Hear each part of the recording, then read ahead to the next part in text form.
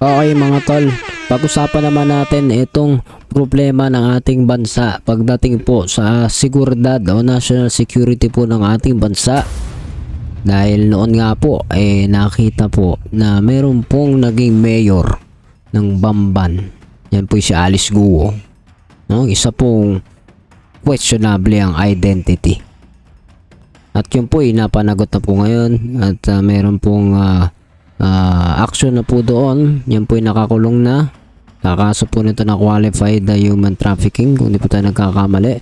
Pero ngayon po ang problema may natagpuan na naman po dito na tila makikita po natin na di umano'y Chinese citizen, no? Yan po yung makikita, no? Isa pong Chinese citizen. Nagpakilala itong umanong isang negosyanteng Pilipino. Pero ang fingerprint mga tol ay tumugma sa isang Chinese na citizen, no? Yan po yung mabigat. Usapin na po ng national security po natin yan, no? Yan yung pag-uusapan natin sa video na ito. Kung hindi ka pa nakasubscribe ay please hit the subscribe button and notification bell para updated ka palagi sa mga videos natin parating. Let's go!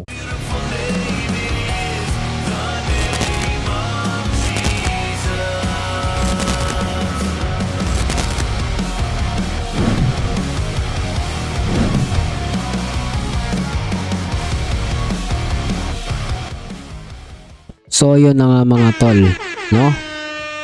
Lalo po na nagkakaroon tayo ng, kung ako po kung iisipin ko, masakit sa ulo. Kasi ilan pa lamang po itong sinisilip. Napakarami po ng Chinese sa ating bansa. Hindi po included dyan yung mga Filipino-Chinese na. Yung talagang sinasabi nila sila Pilipino na Yung mga dito na talaga tumanda, hindi po yun yung pinag-uusapan natin. Ang pinag-uusapan natin ay mga kagaya po nito.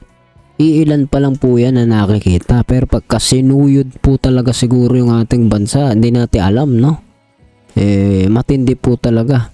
Sige po, panoorin po natin para maintindihan po ninyo kung ano yung sinasabi natin. Play natin.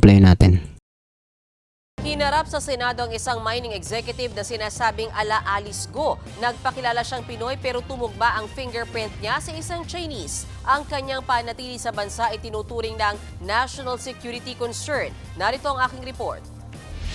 Correct, Your Honor. Yes, I understand. Iniharap ng Bureau of Immigration sa Senate Subcommittee on Justice and Human Rights ang malaking negosyante sa pagmimina na si Joseph C.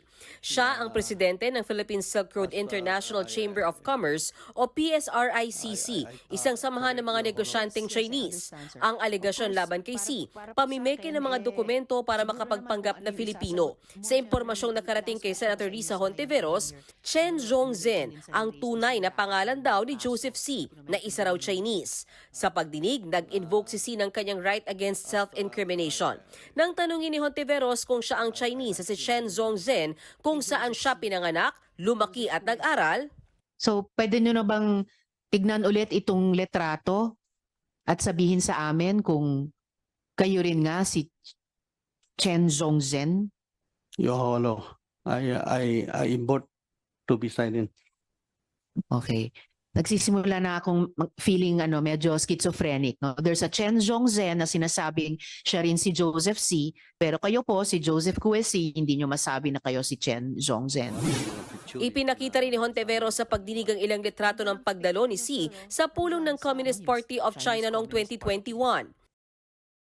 Okay guys, sa punto na ito na makikita ninyo, hindi ito basta-basta, Kasi ito po negosyante at hindi basta negosyo ang kanyang mayroon siya, mining. Alam naman po natin pag mining, malaki po talaga ang dyan, ang pera na involved dyan. Pero ito po hindi basta ganun lang din, mayroon pang mas higher pa. Ito po pinapakita na may connection siya kay Xi Jinping, tama ba yung pronunciation ko? Sorry kay Xi Jinping, So merong di umano pagkakakilanlan siya. So, ibig sabihin, hindi to basta-basta Chinese lang na nagpapanggap. Sa pusang negosyante, meron po yung pera talaga at meron pong mukhang, nako po, Ang bigat po nito, no? At yan po na-allowed, pinayagan pumasok sa ating bansa. Matindi po yan, no? Ibig sabihin, meron pong pag-a-allowed dyan, kung paano po nangyari yan. Kung hindi man in-allowed yan, paano po yan? No? Paano po nakalusot yung mga ganyan? Sige, play natin patuloy. Any comment on that, Mr. C? Hindi ko matandaan dito. Minsan may meeting sa pero hindi ko alam yung mga picture dito na nakasama nito. Hindi ko alam. Ayon kay Hontiveros, dahil sa pagpapakilala ni C bilang Filipino, nakapagtayo siya ng mining company sa bansa. Nakapasok rin si C sa Philippine Coast Guard Auxiliary, isang volunteer organization ng PCG.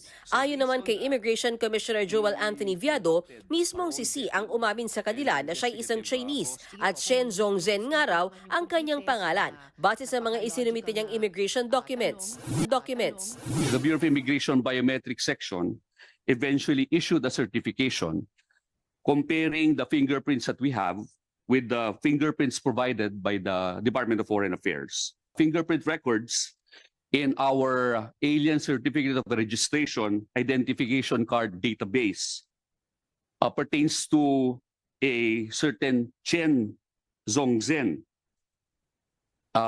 vis-a-vis certain Joseph C. as being one and the same person. Nilalakad na nila sa Bureau of Immigration ang deportasyon at kanselasyon ng Philippine passport nito. Sa panig naman ng National Intelligence Coordinating Agency o NICA, itinuturing nilang national security concern ang kaso ni C. Lalo't may mga kumpirmadong ulat na rin ng mga nakalusot na Chinese na nagpanggap na Pilipino. Ang Office of the Solicitor General naman, sinabing nakikipag-ugnayan na ito sa iba pang ahensya para mangalap ng ebidensya laban kay C. In fact, the Bureau of Immigration already requested our office to file that petition. We're coordinating with the BI and also the PSA for documents because we want to file the case with evidence coming from the BI and PSA that our theory that he is an alien is correct, Your Honor. Sabi ni Hontiveros, kailangan madiskubre kung nasaan ang butas sa sistema ng gobyerno, kaya dumarami pa ang mga tulad ni Alice Go. Mga kapatid, Mean Los Baños po, huwag magpahuli. So ayan po mga tol, no? Nakita naman po natin ang matindi at kahindik-hindik po yan.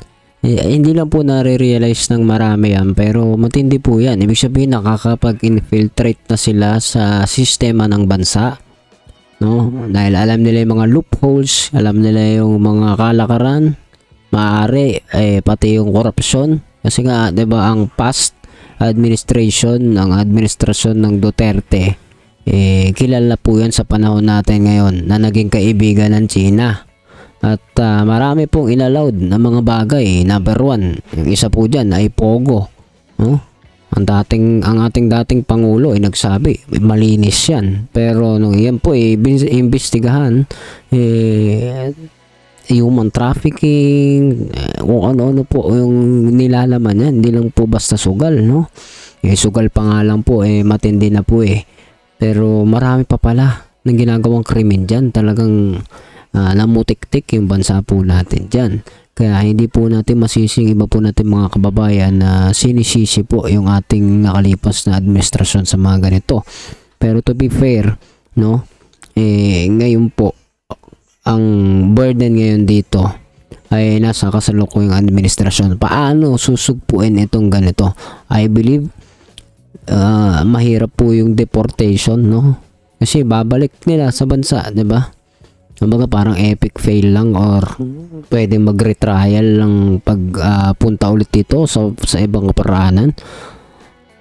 I don't think so na yun po ay good idea, pero siyempre meron po mga due process, merong mga bagay na usaping internasyonal, baka iba pa maging epekto kung iyan po makapagmalabis ang ating bansa dyan. Pero 'di ba, sa sobrang tindi po niyan, may mga namamataan kahit sa ating gobyerno na di umano yung mga kahina-hinalang identity nila nakakapasok, no? Naging mayor, yung iba ay kung di ako nagkamali naging parte ng ano ba yan, no? May connection yung kanyang kumpanya sa PCG ba?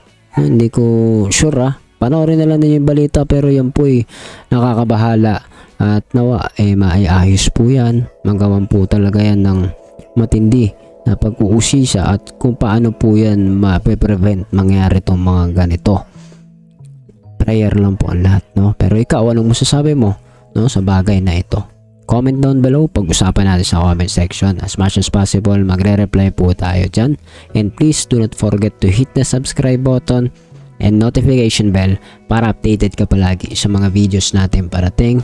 Napakalaking tulong po sa atin channel yung pagsasubscribe ninyo upang makapagpatuloy po tayo. So, yun na nga. See ya ulit sa susunod na video.